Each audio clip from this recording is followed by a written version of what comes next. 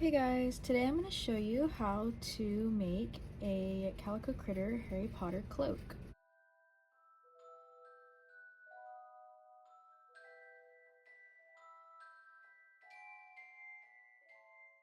So as you can see, the cloak does have Velcro. It doesn't have a hood. I'm hoping to change the design, but this is the premise of the design so far. It has 2 armholes and a tail hole. I try to make it resemble the Harry Potter cloak, where it falls in the front and the critter should still be able to stand up in the cloak. That's what I'll be making today. I have a couple different critters that I've selected to receive cloaks, and I'll show you them right now.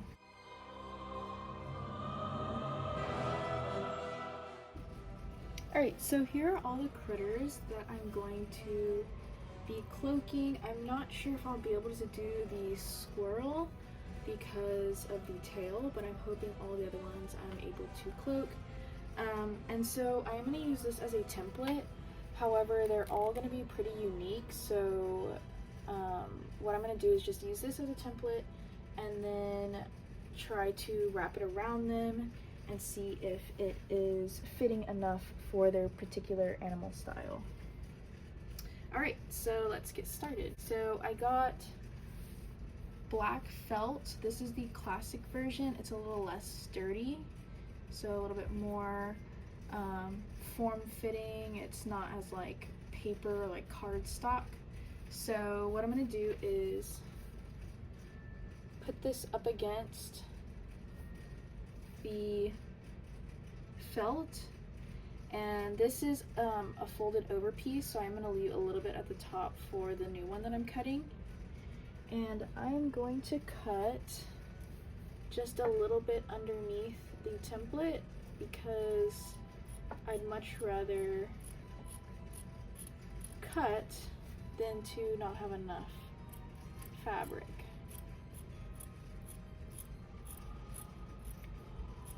Here's the new one. We're going to take this critter, and obviously this one has a tail. We're just going to put it up against his body for now. And what I'm going to do is put this edge towards the middle of his body and kind of fold it over a little bit. I'm going to do a little bit higher. I'm going to do this side first and then this side second. So I'm going to go ahead and feel for the arm, like where the shoulder is, and it's going to be like right underneath this folded area. I'm going to hold it right there, fold this back up, and then cut a small little hole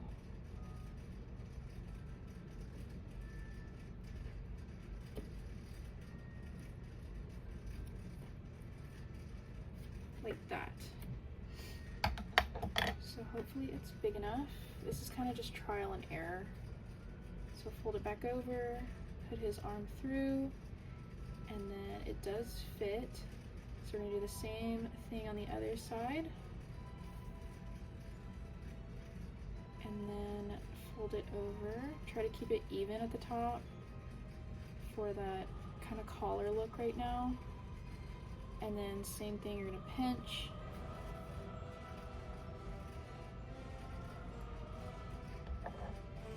And then try to keep it parallel with the other side.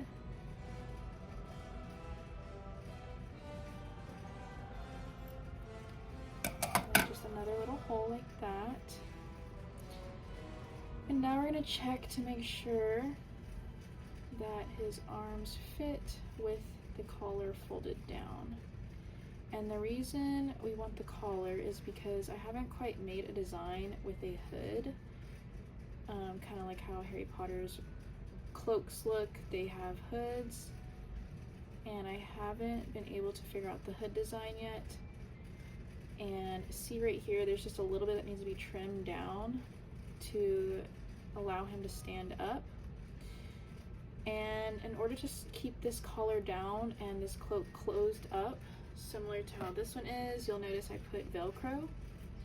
So I went ahead and already pre-cut some Velcro strips that will fit right there.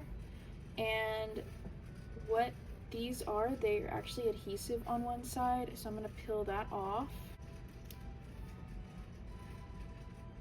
A little bit of hot glue on the sticky side because the adhesive is not quite strong enough to stay on felt. And I'm just going to do this side first. I'm going to put it as close to the edge as possible and then move this out of the way. And then just be really careful when you press down because the hot glue will kind of spread out. Let that dry for a little bit. So the other strip of Velcro, you also need to take off this. There.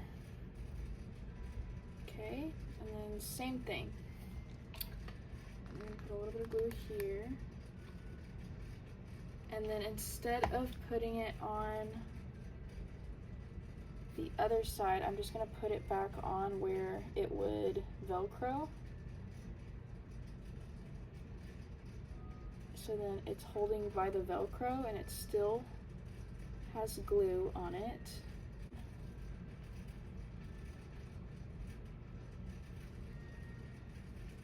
So then it's more form-fitting. And then just hold that down for a little bit.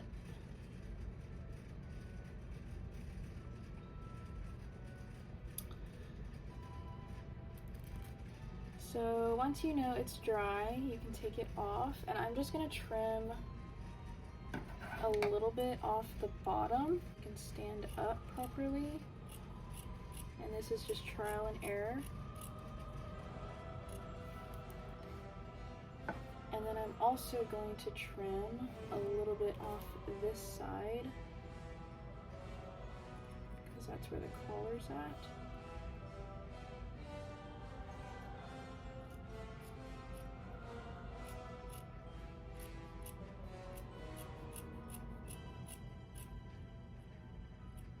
Okay, so then test it again, and the last little bit that we're gonna do, 2 more steps, we're gonna go ahead and Velcro it up, and we're going to test to make sure that there's no more changes that need to be made on the actual bottom part or the, like this. So I'll just leave it on him and then cut from here.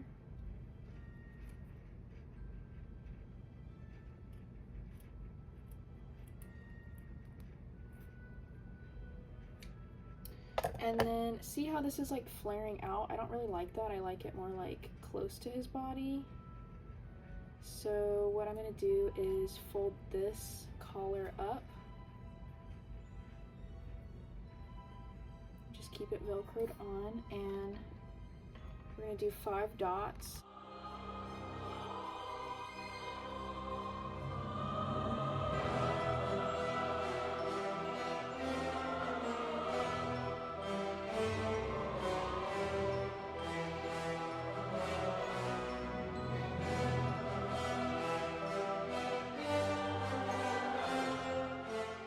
The last part is the tail, and what I'll do is just try to pinch to see where it is, remove the cloak,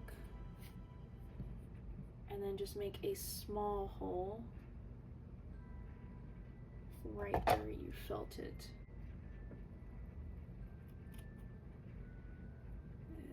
Yeah, that might work. So put the tail first. See if that fits. Yeah, it fits perfect.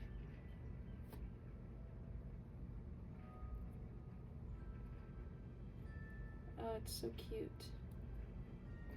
And then it just folds right over. And it has like a little flare to it because we made it when his tail was inside the cloak, so it isn't super form-fitting. But yeah, there he is. He looks so cute. really good. So now I'm gonna do that for all of them. I'm just gonna make as many as I can because I am getting a building soon. I'm not gonna spoil any surprises, but it does remind me of like Harry Potter, and I think it'd be really cool to make critters that would go there. So we'll see if I can make a lot of cloaks. Okay, so we'll do the next kangaroo.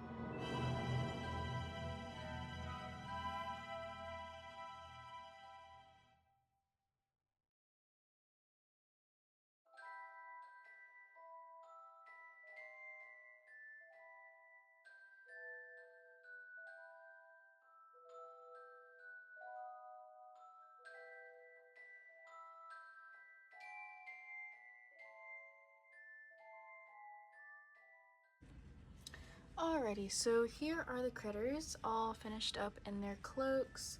I think they came out decent.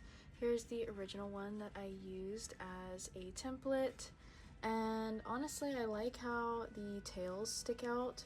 A lot of them do have tails, and I think that just makes it look a little bit more official as a cloak. And then all the dogs have them as well, some of the bunnies as well. But yeah, I think they look pretty good. I'm contemplating if I want to put like little scarves on them to make it look more like they're from certain houses like Gryffindor, Hufflepuff, Slytherin, and Ravenclaw. But I'm not entirely sure yet. I got all the colors for it. I'm probably just gonna make like little designs to see how it would actually look.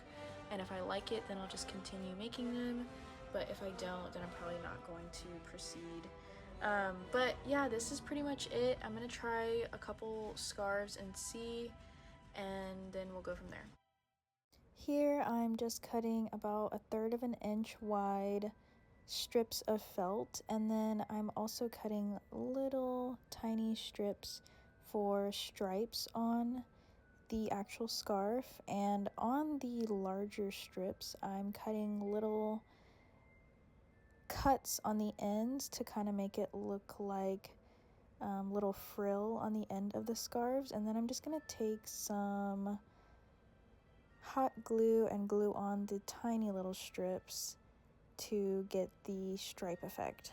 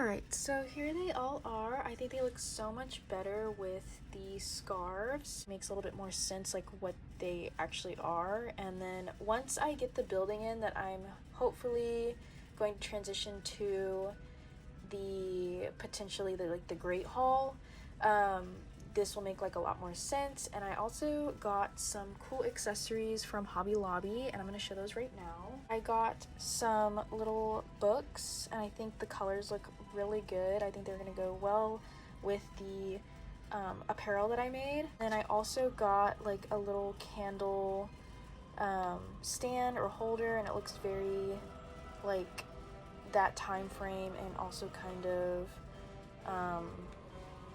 it just matches the Hogwarts aesthetic.